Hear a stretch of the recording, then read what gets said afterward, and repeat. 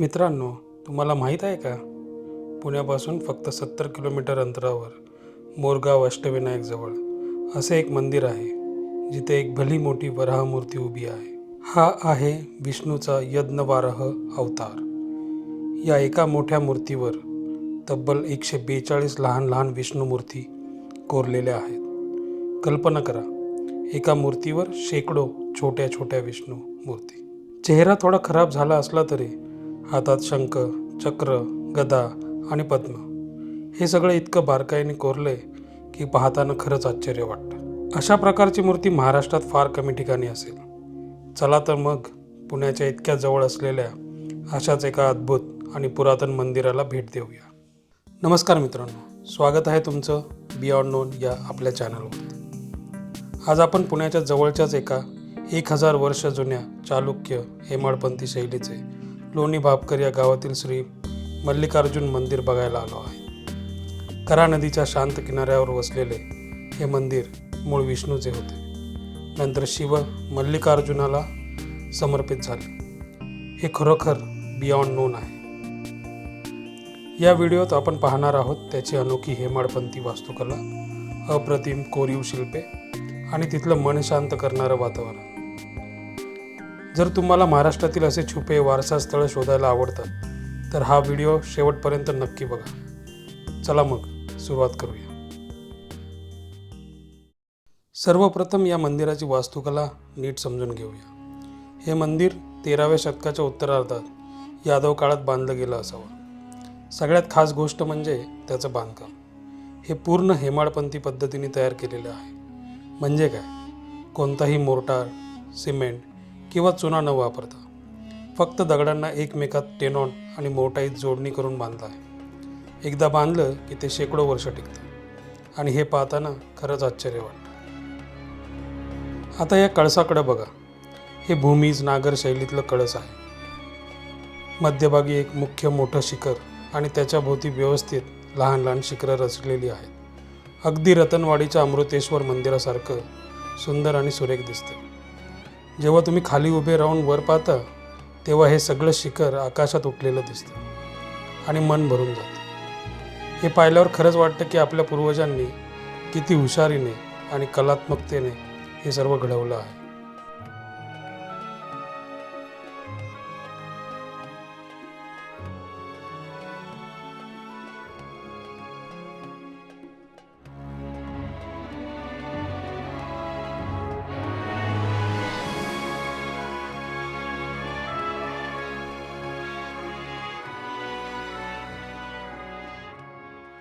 आता मंदिराच्या आतल्या भागाकडे वळूया.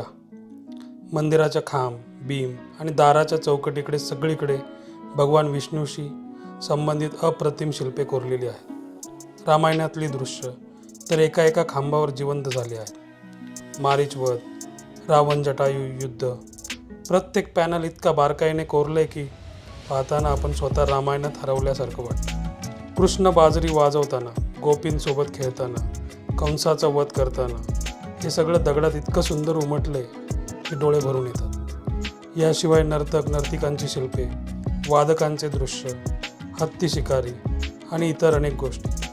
नृत्य मुद्रा, वाद्ये आणि भाव इतके जिवंत की ऐकू येत नाही तरी संगीत आणि आनंद तुम्हाला नक्की जाणवेल.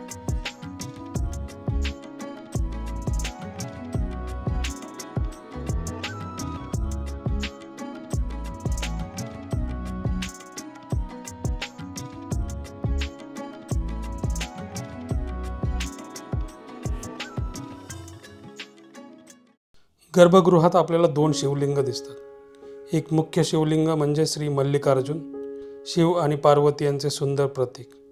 दुसरे लिंगही तितकेच पवित्र. हे पाहताना एक विचित्र भावना येते. बाहेर सगळी शिल्पे विष्णूशी संबंधित आहेत, पण आत शिवलिंग आहे. खरंच हे मंदिर पूर्वी मूळ विष्णूचे असावे आणि नंतर मल्लिकार्जुनाला समर्पित झालं असावं. शांतता आणि भक्तीचा अनुभव इतका खोल आहे की काही क्षण इथे बसून शिवमय होऊन जावे.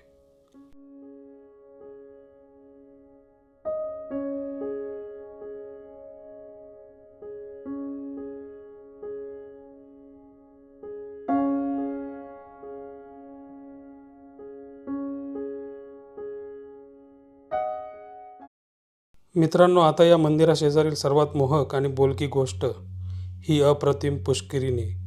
पुष्करणी म्हणजे मंदिराशी जोडलेली एक पावित्र्यपूर्ण स्टेपवेल. ही स्टेपवेल फक्त पाणी साठवण्यासाठी नाही, तर प्राचीन काळी भक्त येथे स्वच्छ होऊन देवदर्शनाला जात असत. या पुष्करणीच्या भिंतीवर आणि बाकांच्या बाजूला पण शिल्पे कोरलेली आहेत.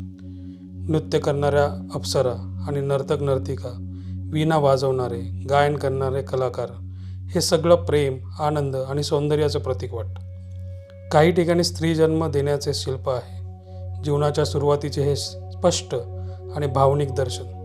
त्या शेजारी काही कामुक शिल्पेही आहेत.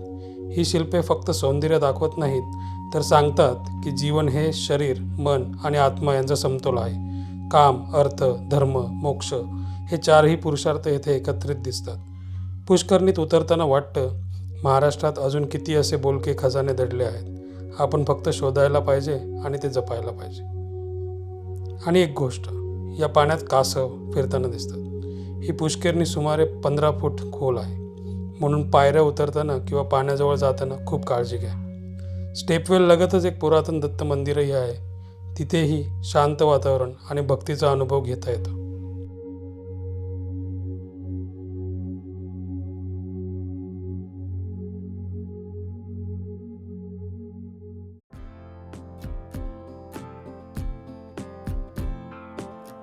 आता इथे कसं पोहोचायचं हे सांगतो. पुण्याहून सासवड जेजुरी मार्गे या. रस्ता खूप छान आहे. वाटेत दिवे घाट आहे, तिथे थांबा, फोटो काढा. मोरगाव अष्टविनायकाच्या 12 किलोमीटर पूर्वेला लोणी भापकर नावाचं गाव आहे. मुख्य जेजुरी बारामती हायवेवरून फक्त 4 किलोमीटर आत. गाडी किंवा बाईकने येणे अगदी सोपे. सकाळी लवकर किंवा संध्याकाळी भेट द्या. एक दिवसाचा प्लॅन बनवा. सकाळी मोरगाव अष्टविनायक, नंतर श्री मल्लिकार्जुन महादेव मंदिर आणि जेजुरीचा खंडोबा. असा एक मजेदार आणि स्मरणीय दिवस घालवा.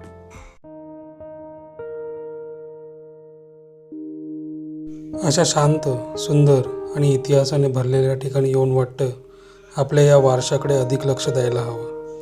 हे मंदिर जपण्याची गरज आहे. तुम्ही इथे कधी येणार आणि अगोदर आले असेल तर तुमचा अनुभव कमेंटमध्ये सांगा. जर व्हिडिओ आवडला असेल तर नक्की लाईक करा, शेअर करा आणि चॅनल सबस्क्राईब करा.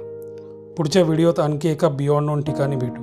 धन्यवाद. जय भवानी, जय शिवाजी.